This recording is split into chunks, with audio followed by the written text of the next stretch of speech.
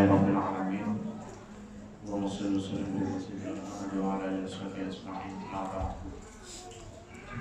Alhamdulillah. Bersyukur bersama. Alhamdulillah. Bersyukur lagi. Alhamdulillah. Lagi bersyukur. Ada nanti itu satu kamar di surga, yang kamar itu hanya dimasuki oleh 3 jenis orang.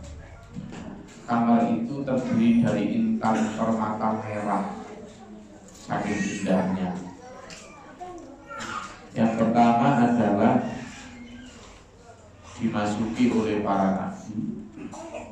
Yang kedua dimasuki oleh orang yang wafat di jihad di jalan Allah.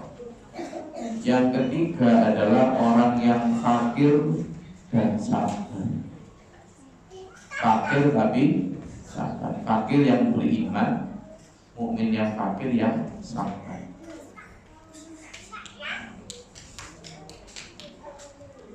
Nah, makanya kami sangat ajak, sabar itu termasuk mensyukuri nikmat kefakiran.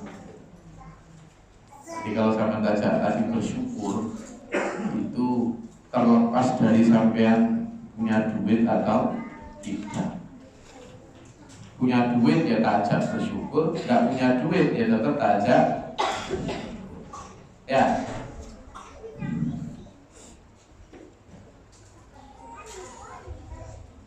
Bisa bersyukur pada saat sempit, bisa.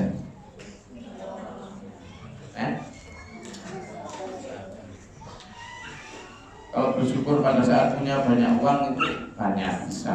Tapi bersyukur pada saat sempit caranya bisa. Sampai tak ajak untuk bersyukur di semua kondisi.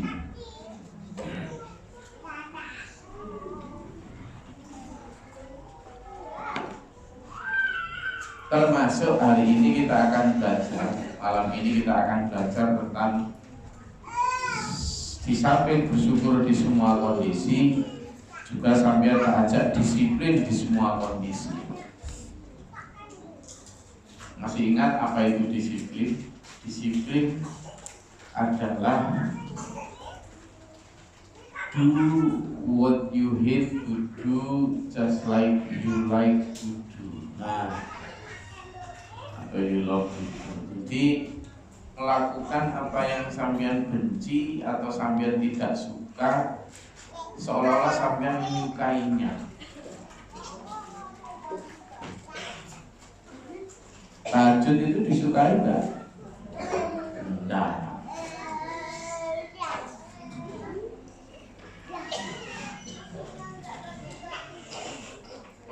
Sama suka tahajud enggak? Enggak nafsu kita. Enggak loh. Nah, yang namanya disiplin itu tetap melaksanakan meskipun kita tidak suka.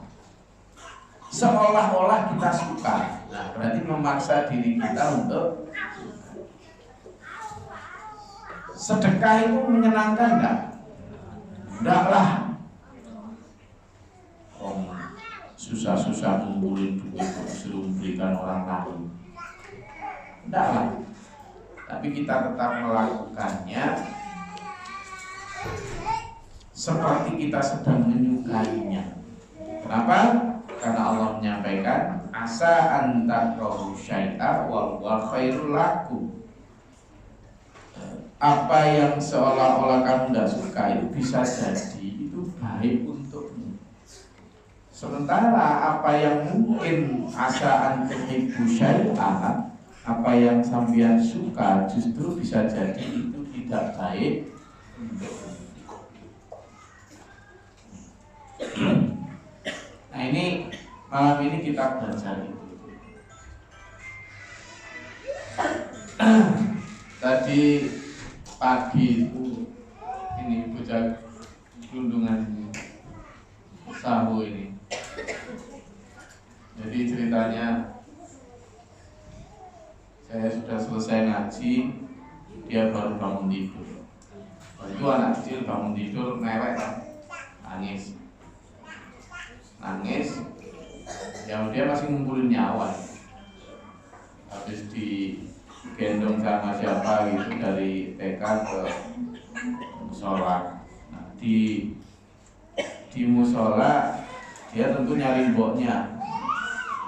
Tapi kemudian saya bilang, tugasnya. Tugas dia adalah mengambil dan mengembalikan hadis yang habis saya baca ke rak. Dia sambil nangis, sambil masih mewek, memang orangnya pesek ya. Yang pesek gak ganteng juga enggak. Sambil mewek nangis, dia pasti mengambil kitab hadis. Sambil sempoyongan dia taruh di rak. Lalu mau kembali ke ibunya, kalau belum selesai. Kenapa? Karena HP yang untuk siaran juga belum diambil. Dia balik lagi ngambil HP sambil sempoyongan, sambil mewek, diberikan. Mau balik ke ibunya karena pengen mie atau apa, diteriakin lagi, belum sarapan. Balik lagi ke rumah saya. Entah apa yang ada di otak dia, tetapi yang jelas itulah yang disebut disiplin. Melakukan apa yang sebenarnya dia ogah melakukan, tapi karena tugas. Nah, kita itu tugas kita itu di dunia itu menyembah Allah. Suka atau tidak suka, kita itu just do it, gitulah. Just do it. Usah jadi kakek takon.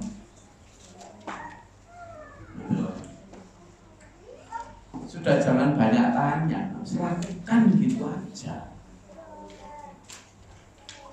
Itu yang perlu kita biasakan dalam hidup kita, dalam menyembah Allah. Yang pertama.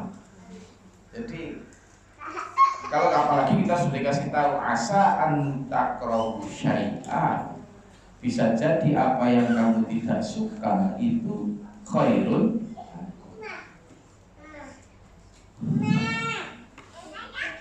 Saya kemarin pagi dari sana naik motor biasa. Begitu keluar gerbang pondok itu langsung dicegat seseorang. Ini nyegatnya pakai tangan. Oi, gitu. Naik dia langsung ke motor saya. Ya, saya tidak bisa ini kaum preman, namanya sapu. Cegat saya benar. Langsung naik, nggak naik di bawah itu, naik yang di atas itu, di depan saya itu. Dengan tenangnya kayak motor dia. Saya akhirnya kesini munculin dia. Begitu turun di sini, baru kita tahu sini bau apa. Ternyata dia. Dan tanpa rasa dosa, tanpa apa, ya kan? Lalu turun, saya panggillah pemiliknya di atas kan. Sudah saya pulang. Terus kalau nggak salah siang gitu, saya balik ke sini lagi. Mas Denny itu balik ke sana, tapi sudah penuh motornya. Nah, yang arah ke sini itu ada preman satunya lagi. Motor jalan ke sini sendiri, diajak Mas Denny tidak mau. Terpaksa saya ngajak. Di tengah perjalanan cerita kalau dia punya kucing namanya Kitty dan sebagainya. Ini preman satu ini namanya Abid. Saya dalam satu hari itu PP nganterin para preman-preman kecil ini.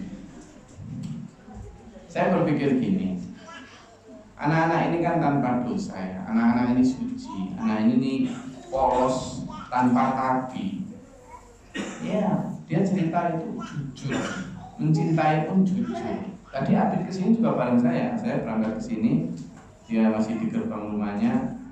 Ikut Wid, ayo berangkat ya. Naik ya.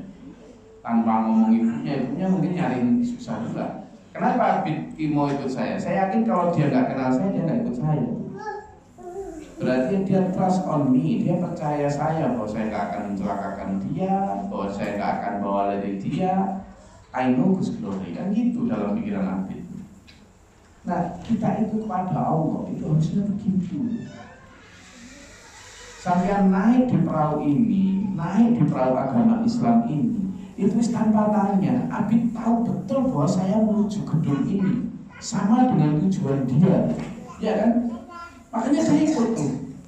Dan dia percaya betul, mengenal betul wajah saya. Apalagi saya juga muncul Mbak Cica kan di depan, akhirnya Mbak Cica kan tergeser gitu. Dan dia tanpa sungkan ya, ini motor saya juga, mungkin itu mungkin. Jadi itu yang harus kita lakukan di agama ini, tanpa banyak tanya, tanpa kok bagaimana begini, gitu loh. Kita disuruh Jumatan ya Jumatan, kita disuruh jamaah 5 waktu ya 5 waktu, gitu aja. Kita disuruh bersedekah ya sedekah, gitu aja. Kita disuruh rukun ya rukun, disuruh ngalah ya ngalah, sudah. Disuruh bertutup jilbaban ya sudah jilbaban, nggak usah dipakai itu tradisi itu dulu begini, tafsirnya begini. Kalian cari. Abi tahu betul bahwa meskipun bukan dia yang nyetir motor itu, tapi dia percaya bahwa saya nggak akan belokkan ke labak 4, nggak mungkin. Nggak mungkin juga saya akan ke Circle K, enggak. Apalagi bawa lari dia mencelakakan, enggak. Karena tahu betul bahwa saya akan berangkat ngaji dan dia, kamu kemana Bin? Ke gedung lah.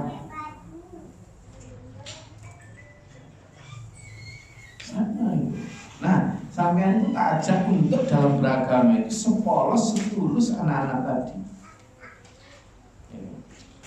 Sahabat tadi juga percaya bahwa meskipun dia sekalipun, dia tahu bahwa saya nggak akan marah. Naik aja.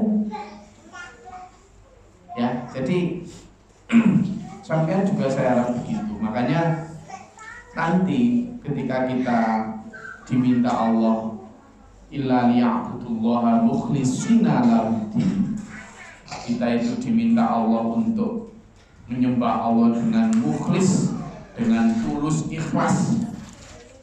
Itu di situ poinnya. Kita percaya bahwa dengan ikut Allah itu akan enak dunia akhirat. Kita percaya bahwa dengan mengikuti semua aturannya, hidup kita itu akan baik-baik saja. Hidup kita akan baik-baik saja. Itu.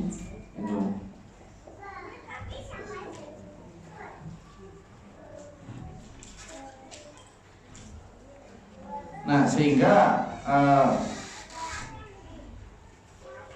yang perlu kita pahami bersama, sekarang kita ada di posisi mana? Sekarang kita ada di posisi siapa? Itu. Kalau kita ada di posisi abid tadi, ya, abid yang masih polos, yang masih tulus, yang masih tanpa tapi, tanpa tanya, itu kita insya Allah selamat. Dan itulah yang disebut dengan beragama secara hanif. Secara apa? Hanif. Hanif itu agama yang diikuti oleh Nabi Ibrahim ya begitu.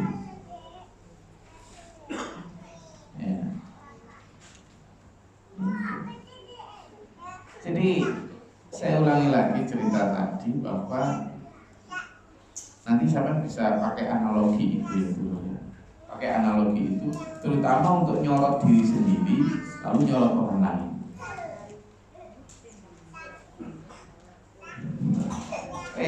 Kajiannya segitu aja.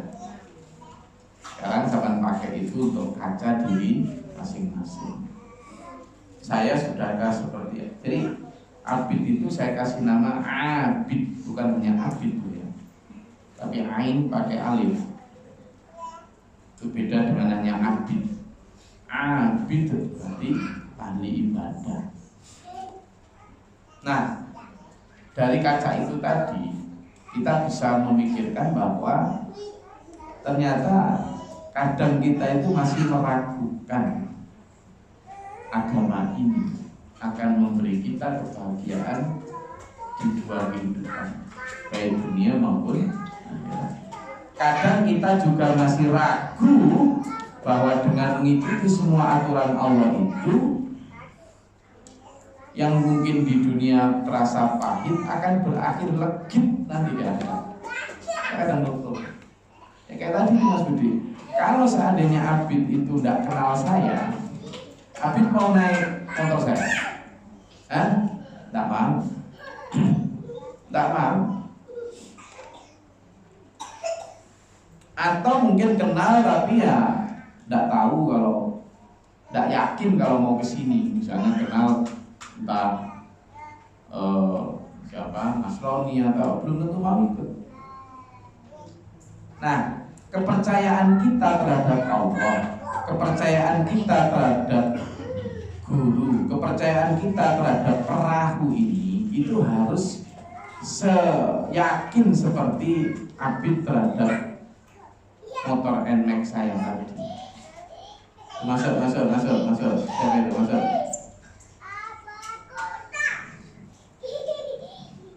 Ini siapa yang di pintu itu?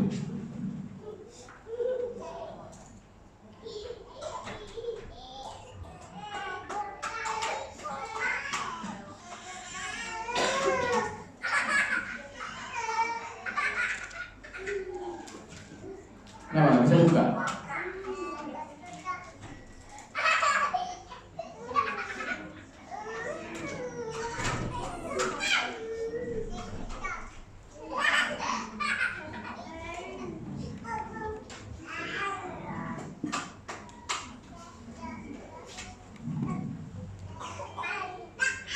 Jadi, ayo kita kembali.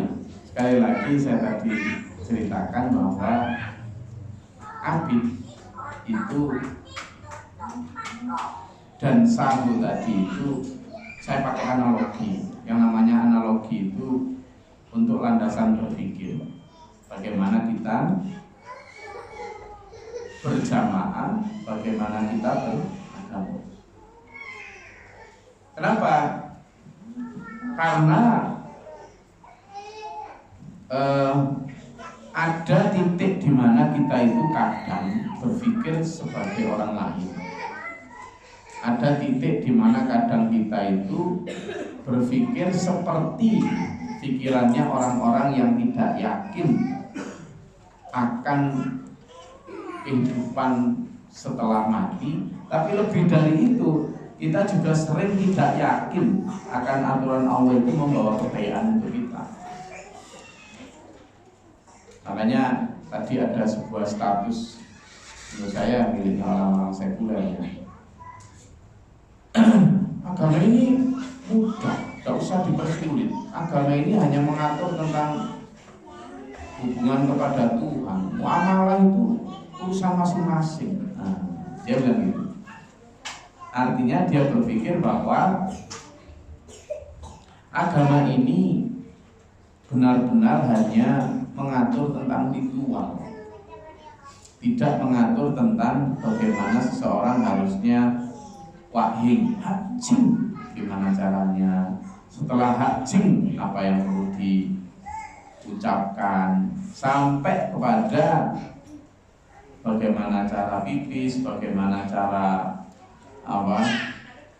BAB, bagaimana cara tidak diatur. Padahal agama itu mengatur sedetail itu. Bahkan tentang perang pun diatur, tentang pemerintahan pun diatur, semua. Nah, sekarang kita seberapa yakin? Pertanyaan saya ke sana.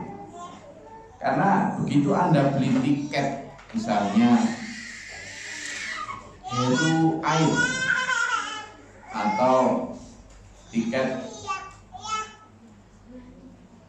judulnya Subur Airways.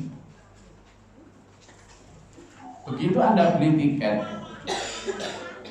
ada nggak penumpang yang kemudian masuk ke ruang pilot karena nggak setuju cara menerbangkannya? Ya enggak. Begitu Anda sudah membeli tiket itu, Anda itu sudah benar-benar menyerahkan rute perjalanannya, bagaimana cara take off-nya, bagaimana cara landingnya kepada sang pilot. No doubt, zaman sudah tidak lagi ragu. Dan yang lebih penting, Anda yakin betul bahwa Anda akan landing dengan selamat di tujuan. Anda duduk manis di sana. Begitulah kita beragama yang benar, yang seharusnya.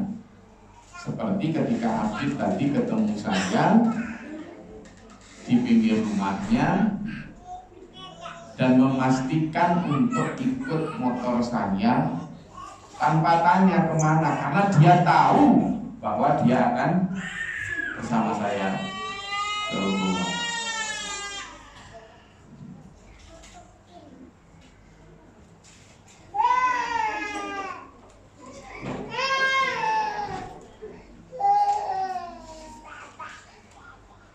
Dia juga yakin betul bahwa cara menyetir saya lebih baik daripada dia. Jadi dia nggak tanya harusnya gini Gus, harusnya gitu, enggak.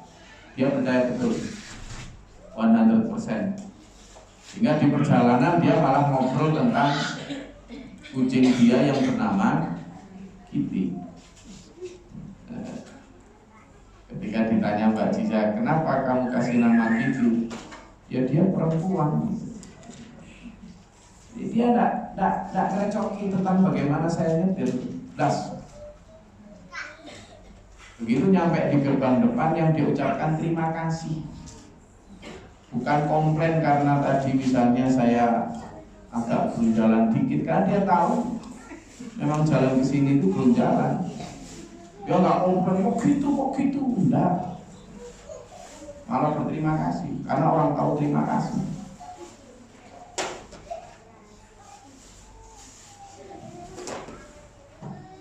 Ya, makanya saya ajak sampean untuk bicara tentang asbabun nuzul dari Quran surat Al-Kahfi ayat 28. Di sana diterangkan begini, A'udzubillahi minasyaitonir rajim. Wasbir nafsaka ma'al ladzina yad'una rabbahum bil ghadati wal 'ashyi yuriduna wajhahu wa la ta'du 'ainaka 'anhum yuridu zinata hayatid dunya wa la tuti' man aghfalna qalbahu 'an dzikrina wattaba'a hawahu wa kana amruhu furqa. Jadi ceritanya ada majelis di mana Nabi Muhammad SAW di situ. Lalu majelis itu satu majelis bersama gitu. Nah di majelis itu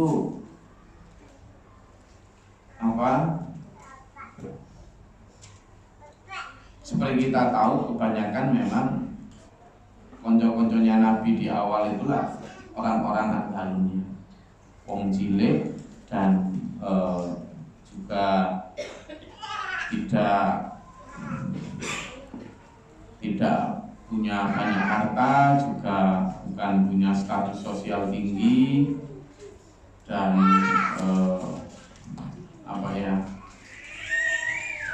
orang yang secara bisa intinya ya baunya nggak enak lah, ya. Baunya nggak enak, tidak punya parfum, istilahnya gitu. Apa tidak punya parfum? Nah, ketika itu datang para pembesar, mungkin para pembesar dampit lah, para pembesar apa? Ya pembesar desa sampean lah, kota sampean. Yang tentunya karena pembesar-pembesar itu maka orang-orang itu orang-orang yang bajunya bermerek, wangi, wangi. Parfum sama apa? Nah orang ini ngomong, Muhammad, aku mau ikut majelis kamu situ, tapi orang-orang itu singkirin dulu. Mereka nggak selevel lah sama kita. Nah, Nabi Muhammad menjadi, ya wes kalau gitu, kalaupun nggak kamu singkirkan, misalnya kamu ya bedakanlah tempat duduknya itu, jangan dibarengkan gitulah. Nabi Muhammad tetap berpegang nggak mau. Lalu kemudian, ya wes gini aja, kami satu majelis nggak apa-apa, tapi nanti kamu menghadapnya ke saya, jangan menghadap ke orang itu. Enggak mau lah semua. Apalagi kemudian Allah menurunkan dawuh itu. Muhammad, bersabarlah kamu, ya, bersabarlah kamu bersama dengan orang-orang yang hidupnya hanya untuk menyembah Allah siang dan malam itu. Mereka itu hidup hanya untuk mencari ridhoku. Dan kamu jangan berpaling dari orang-orang yang nggak berparfum itu hanya karena kamu mengakomodir orang-orang yang terkenal itu, orang-orang yang masih cinta dunia itu. Orang-orang itu hanya berharap cinta dunia dan mereka sudah memperturutkan hawa nafsu. Coba, saya mau tanya Mas William. Seandainya saya dan sampean, gitulah mesti berpikir seolah-olah strategis gitu ya. Ya kita akomodir lah itu orang-orang yang berpengaruh itu kan nanti bisa memberi pengaruh banyak terhadap dakwah kita, bla bla bla, kan gitu mesti sok ngerti dakwah gitu ini, padahal nggak pernah dakwah. Kan gitu mesti gitu ya. Ya kan? Kita ini harus lebih gimana caranya biar viral. Itu Rasulullah sama nggak berpikir, tapi ditegur sama Allah. Kenapa? Karena orang-orang yang berhef itu menjanjikan aku nanti beriman Muhammad, asalkan begitu. Loh, berarti dia berimannya dengan syarat duniawi. Sementara ahli sufah tadi, orang-orang yang fakir tadi, itu mencintai Rasulullah justru dengan meninggalkan syaratnya. Justru dengan meninggalkan. Ahli sufah itu juga punya kerjaan, punya rumah, punya apa, ditinggalkan. Sehingga Allah melihat bahwa ahli sufah itu mencintai Rasulullah, beriman kepada Islam, itu justru dengan meninggalkan syarat duniawi. Sementara ini berjanji untuk masuk Islam dengan syarat. Ini yang kemudian membuat berbeda.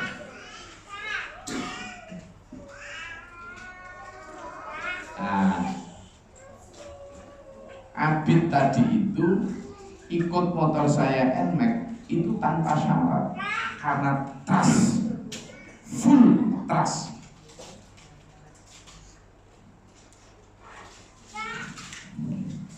Kita ikut Rasulullah Muhammad SAW, kita mengikuti sunnahnya, itu tidak dengan cara mencari dalil pembenar atas ketidakmampuan kita, tapi ayo ikut apa adanya total.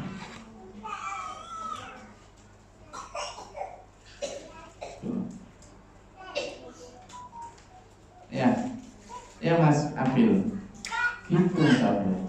Jadi saya ingin pakai analogi itu aja supaya kehidupan kita di dalam beragama itu tidak terlalu rumit dengan diri kita sendiri.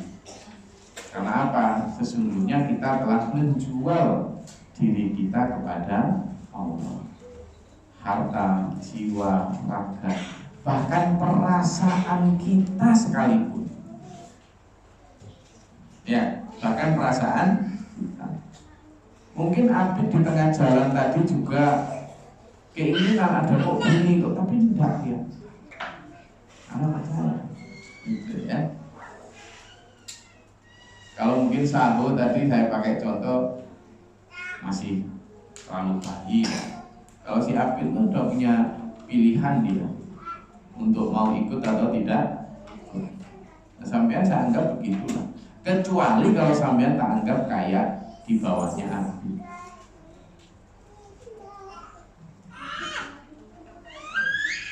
Ya. Jelas ya? Dah, ini kemauan kajian kita, nggak usah panjang-panjang. Sudah 13 tahun kita ngaji. Jadi, oke Mas Agus, ada yang tanyakan?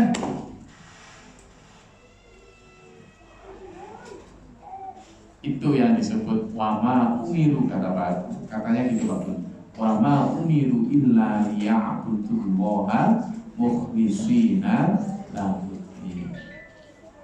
Dan kamu manusia itu tidak diperintah Mas Budi kecuali menyembah Allah secara mukhlis, tulus, ikhlas, tanpa tapi, tanpa nanti, tanpa kecuali. Do it now. Itu Mas Ihsan.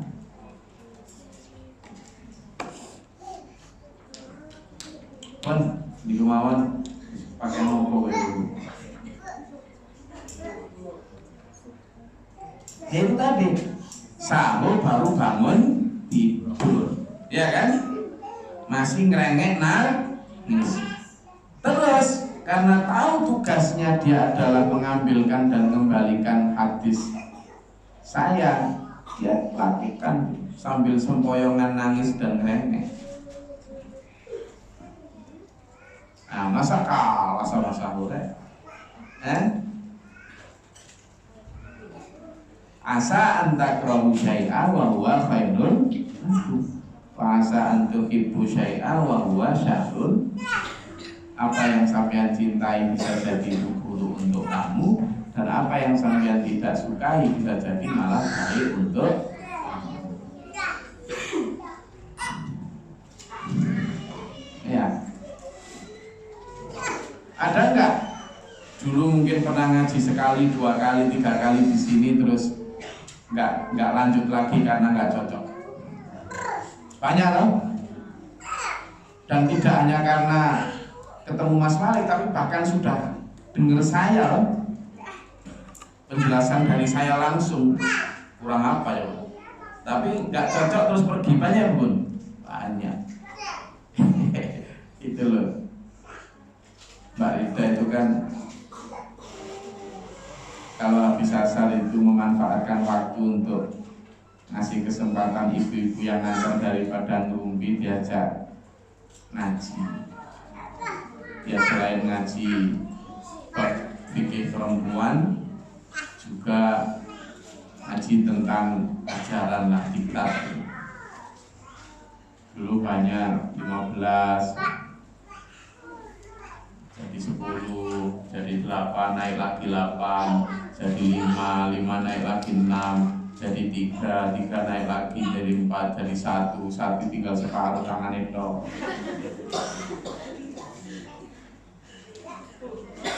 Saya bilang, ya itulah apa yang kamu sampaikan ini.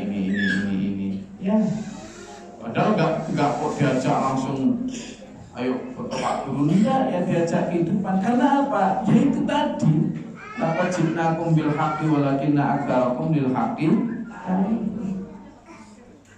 Mau dakwahmu sahabat apapun metodenya, kalau yang kamu sampaikan adalah ini dimangku biar nggak ganggu ngaji.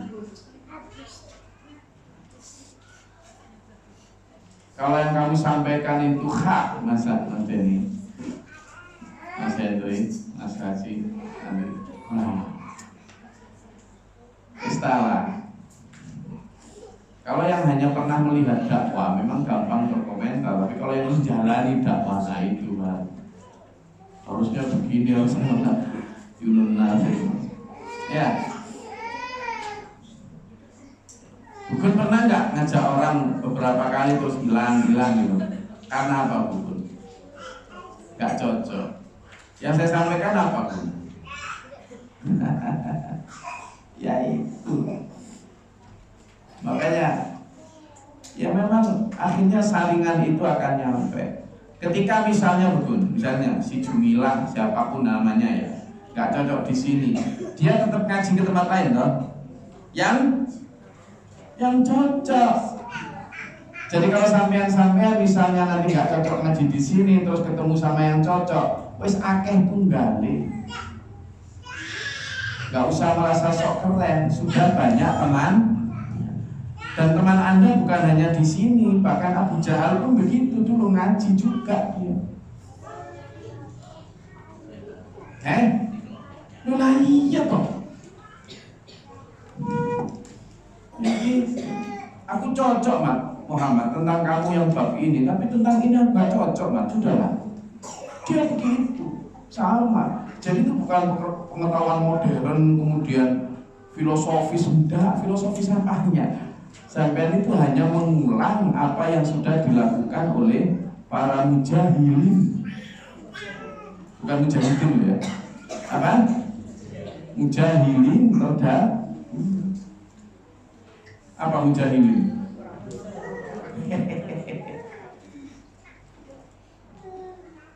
Iya, jadi wah nggak cocok di sini ini. Ya kita doakan saja sudah.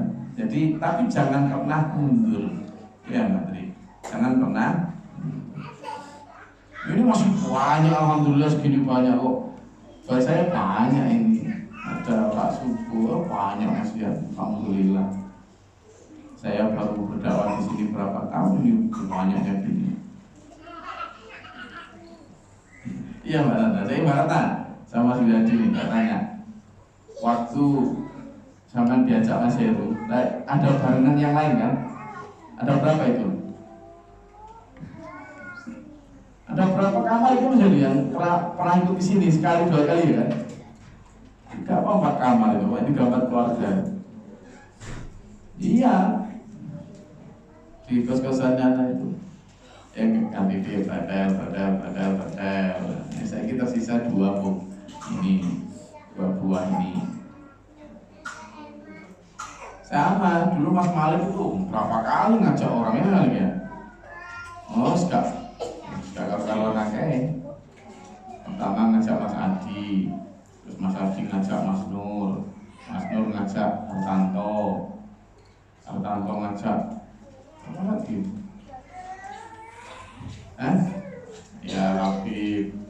Demikian pula dulu mulai dari Mbak Indah ngajak Mbak Susi, ya kan?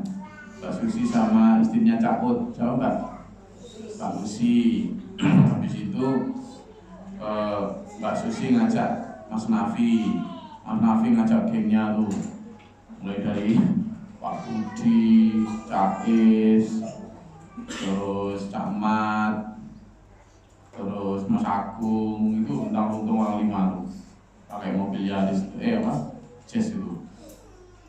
Dan terus ngajak buju-bujunya ada Mbak, ya kan?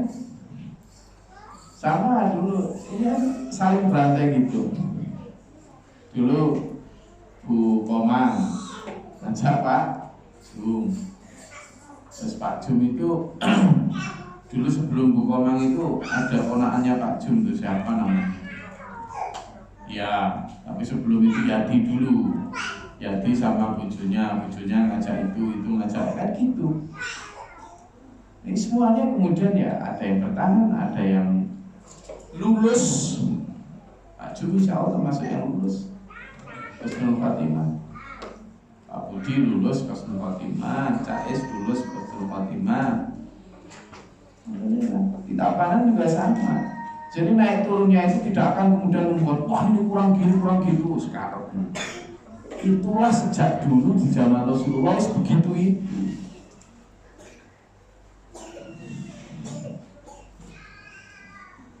Maka ayo taat tanpa tapi, mencintai tanpa kecuali, seperti percayanya Mas Abid dan Mas Sanggu tadi, ya. Jadi ini ayo kita perbaiki bersama keimanan kita ini dalam konteks yang seperti itu, ya. Saya tadi tulis gini, dengar baik-baik ya. Dengerin saat peta kebenaran menemukan pilihan persimpangan, tepat namun pahit, sesat namun legit. Ada yang membuka katalog dalil yang cocok dengan nafsu, tapi ada yang tetap stick pada kebenaran dan tetap maju. Saat tanggung jawab merawat umat makin padat, ada yang merengek dengan manja minta seperti dulu ringan saja, ada yang mengerek lengan kemeja mengerti dan maju setia. Ya, saat horizon pengabdian dan titik menambat sauh masih tampak jauh, ada yang terus berlari di jalan perjuangan menapaki kebenaran, tapi ada yang terus berhenti di dalam kubangan mencari pembenaran. Nah, sampean yang mana? Ya, kita bukan. Jadi ayo tetap maju, ayo tetap ada dalam kebenaran ini, ayo tetap berpegang teguh. Karena toh pada intinya nanti Sang Allah lah hakim paling adil. Mas Malik, kira-kira Mas Heru kekurangannya apa? Banyak enggak? Mas Heru, kira-kira Mas Malik kekurangannya apa, Mas Malik?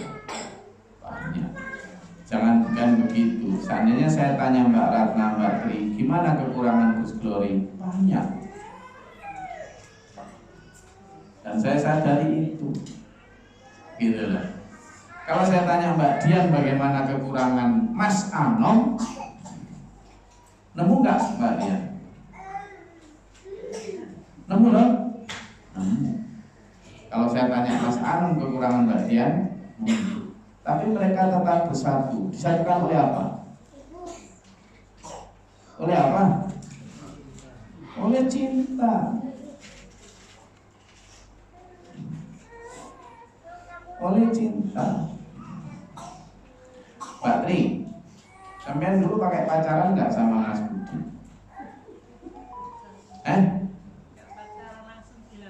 Langsung dilamar? Oh, no, Mas Budi. Langsung tembak jadi. Langsung ditanya ya?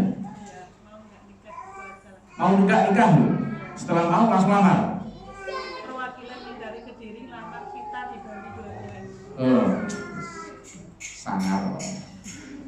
Apalagi Pak Gun juga gitu. Ya Gun. Nah, saya mau bicarakan gini. Setelah sampean menikah, misalnya kayak yang muda-muda gini, Mas Hendy mungkin pakai pacaran ya, pakai kenal-kenal lama lah. Waktu sampean pacaran itu banyak hal yang belum terungkap.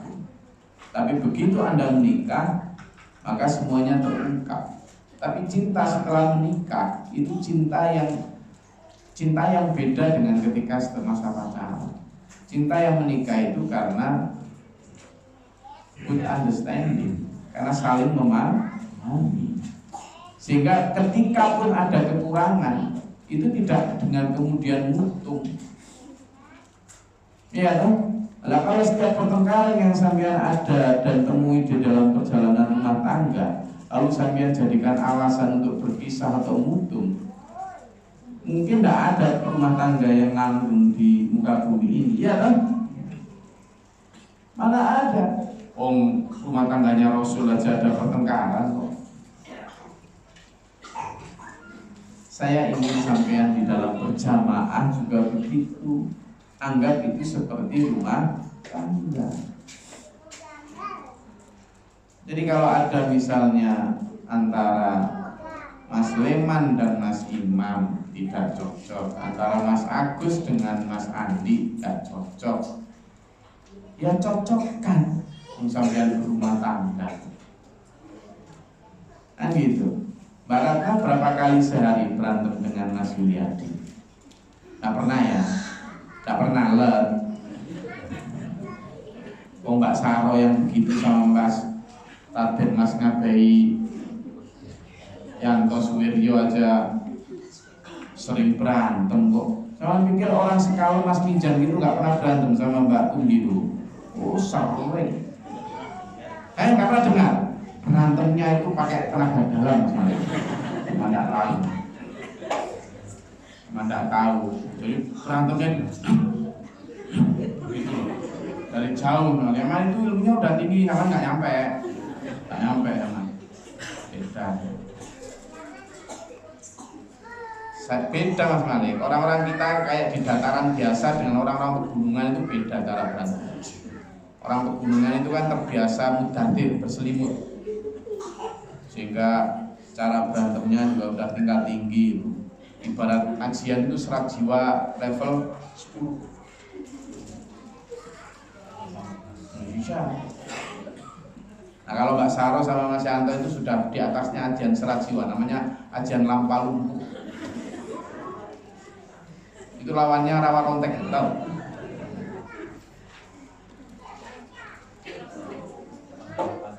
Tapi apa yang membuat langgeng rumah tangga itu? Hah? Karena justru memang rumah tangga itu bersatu bukan karena kesempurnaannya, tapi justru karena ketidaksempurnaan dua-duanya. Sampean berjamaah juga begitu. Come on, grow up. Dewasa. Demikian pula dalam beragama. Ya. Yang imperfection itu kita, yang nggak sempurna itu kita. Agama ini pasti sempurna. Maka jangan mencari kesempurnaan yang cocok dengan nafsumu, itu justru sama sekali tidak sempurna. Manusia ora dong-dong iki to. Lah nek sing kowe kaya kula ngedongno sampean sik gak dong-dong terus njaluk wong sapa sing ngedong. Mencintai tanpa tapi. Oh, saya ini mau Gus, asalkan begini begitu. Nah, aku dikei syarat. Iya. Tak kamu tak kita ya.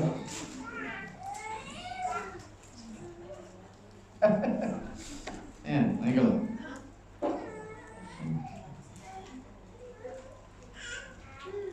Loh, sama masih ingat mungkin beberapa bulan lalu ketika saya bilang, ayo tetap husnudon. Kan waktu itu Randy kepala premannya, Mas Randy.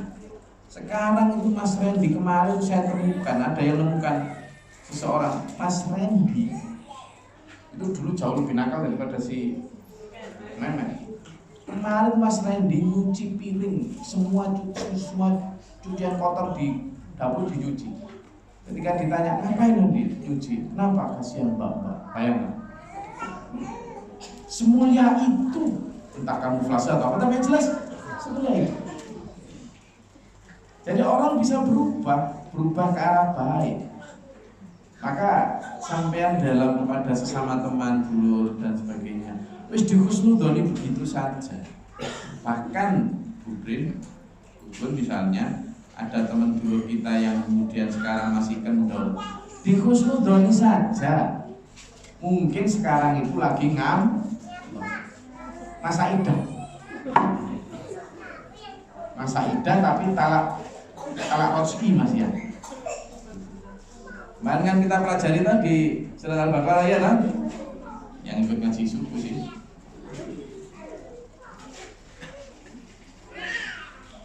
Anggap aja. Tapi ini bukan talak bukan, tapi bukan cerai. Yang bukan itu istri. Nah, jadi didoain aja Mas Edu sama di husnudoni, selama belum mati seseorang itu masih punya kesempatan. Selama orang itu belum diambil nyawanya, masih punya kesempatan untuk berubah kembali lagi kepada Allah. Terus gitu aja. Di husnudoni begitu. Oke? Sampean juga gitu, bojo sampean, anak sampean, siapapun orang yang mungkin masih lupa atau lalai, wis dihusnudoni saja Pak Mubin. Ya. Yo Bu menawa saiki sedang apa? Lali. Diarani wong lali ku mboten enak. Apa? Nek wong lali gak kelingan. Iya. Sile wong mediun ngoten. Karena wong lali ku mboten Oke Pak Subur, bisa berhitung Pak Subur? Ada berapa sih? Masih banyak lah. Saya masih bersyukur. Apalagi santri kita ini makin banyak loh ibu-ibu, bapak-bapak ya, makin banyak. Karena hampir 50 loh santri kita yang dititipkan ke kita itu. Dan pelajaran pesantren juga makin tertata rapi, makin kurikulumnya tertata bagus. Anak-anak juga mulai belajar nahwu, sorof. Ini datang lagi guru bahasa Inggris Mbak Emi yang insya Allah juga akan ngajar anak-anak bahasa Inggris. Jadi siapa bilang jamaah kita berkurang? Enggak, tambah. Terus serius, karena di mata Allah harga Mas Mehmet itu sama dengan harga siapapun, bos manapun yang ikut pernah ngaji, sama loh ya. Jangan kayak tadi surat Al-Kahfi tadi. Jadi Rasulullah melihatnya sama, ini sudah kadung beriman itu baru janji kok, kan gitu. Maka sekarang kita diberi jamaah kecil-kecil yang dipimpin oleh Mas Mehmet dan anak buahnya itu sama tanggung jawab dan berharganya dengan yang gede-gede sampean yang sudah seolah-olah punya pengalaman sama. Jadi jangan kita bertambah, ada berkurang, tapi siapa berkurang? Itu untuk orang-orang pesimis.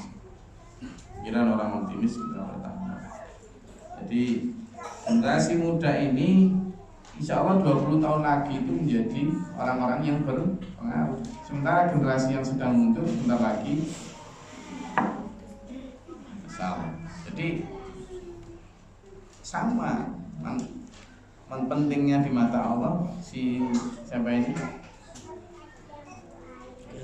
Gezi. Ini sama pentingnya. Di jamaah ini jangan dianggap gak jamaah. Gezi Hafid jamaah. Ini siapa ini adanya Yusuf? Mika. Siapa? Mila.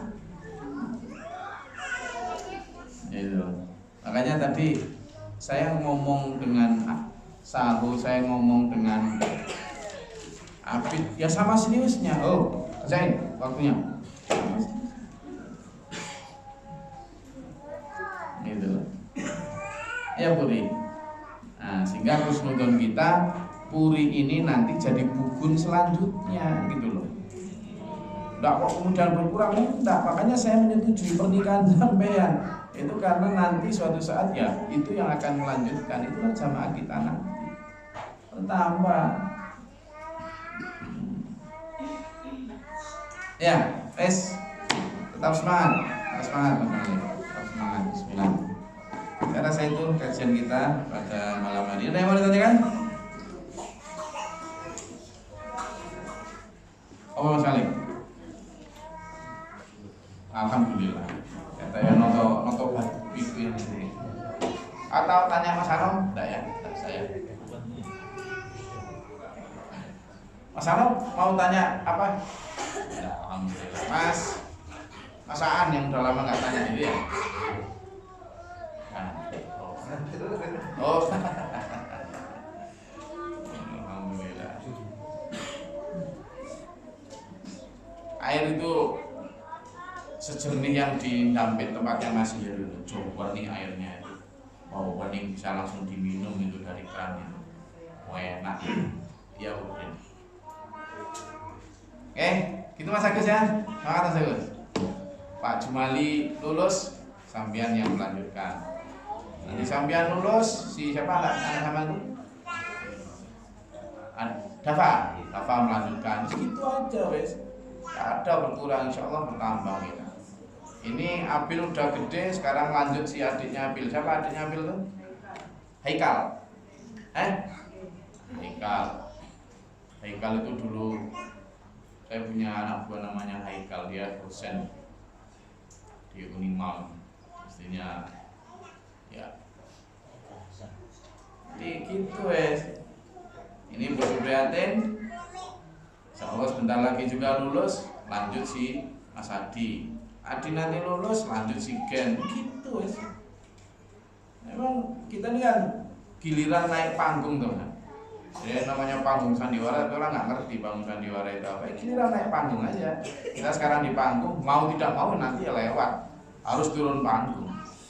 Nah, kita bagaimana menyiapkan pemeran-pemeran ini yang baik. Panggung bernama SPMA ini untuk mencetak pemeran-pemeran yang baik. Wes, nah ayo digarap itu. Jangan kagian tanya, kagian nuntut.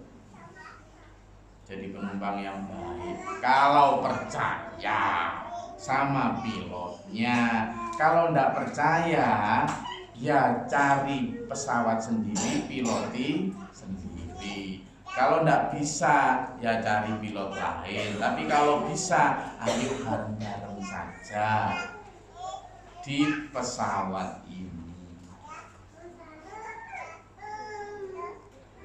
Ayo bareng wes.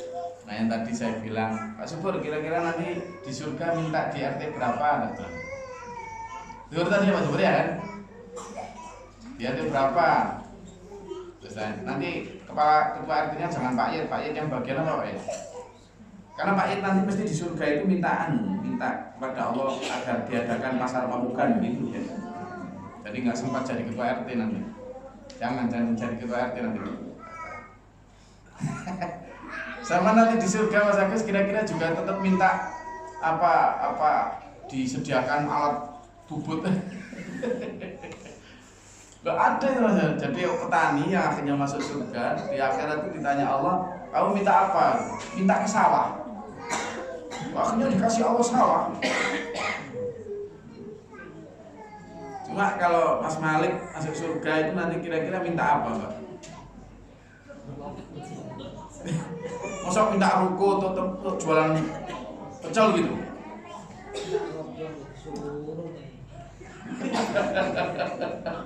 Sama minta rombong sama suruh keliling surga ini.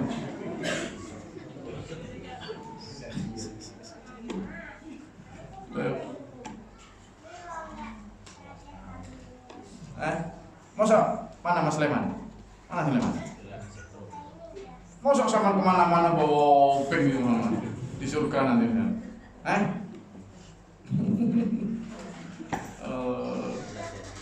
Gimana? Loh iya, memang di sana kan apa yang diinginkan kan? Sini ibu-ibu yang nggak jelas keinginan nggak tahu ya, karena menebak perempuan itu seperti apa masalahnya? Sulit kan? Maaf.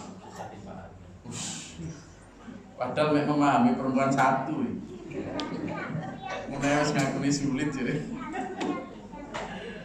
Alhamdulillah. Mana? Soalnya rating zaman rusak.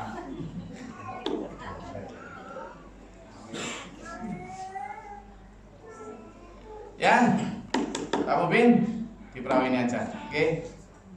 Mas Budi, ayo wis bertahan bersama-sama. Kalau ada kekurangan yang saling diingatkan, kita saling bergandenganlah. Gak ada manusia sempurna, perhatian. Jangan nyari kesempurnaan, karena kesempurnaan hanya ada di Mas Anung ketika wafat. Ketika wafat nanti baru kelebihannya muncul semua. Tapi ketika masih hidup, masih banyak kekurangan. Nah, ketika nanti meninggal baru kita kebaikan-kebaikan itu tertampang. Itu ya. Oke Mbak Uri, sepakat Mbak Nafa?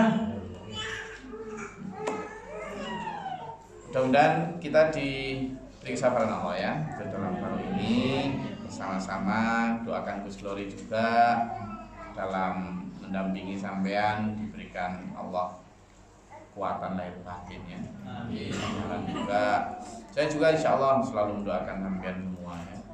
Karena buat saya adalah sampean prioritas saya dalam perjuangan ini. Sehingga jangan khawatir dengan cinta saya, karena cinta saya ke sampean tanpa syarat insya Allah. Maka saya juga berharap sampean mencintai Allah juga tanpa syarat. Allahumma sholli ala sayyidina Allahumma fil mu'minina Allahumma atina fiman hadayt wa afina fiman afayt wa lana fiman tawallayt wa barik lana fima atayt wa qina syarra ma qadayt innaka taqdi astaghfiruka wa atubu ilaika Allahumma dafa'na bala wa ba'da hasnin min syaitan syaitan Rabbana wa la taj'alna fil qawmi dhalimin wa rahmatana Rabbana wa la tuqbina ma syahidin wa la tuzigh qulubana ba'da idh hadaytana wa hab lana min ladunka Rabbana waj'alna muslimina laka wa min dhurriyyatina ummatan muslimatan Rabbana atina fid dunya hasanah wa fil akhirati hasanah wa qina adzabannar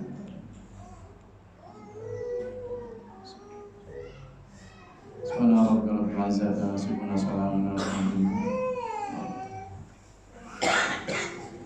Alhamdulillahirabbil alamin. Assalamualaikum warahmatullahi wabarakatuh.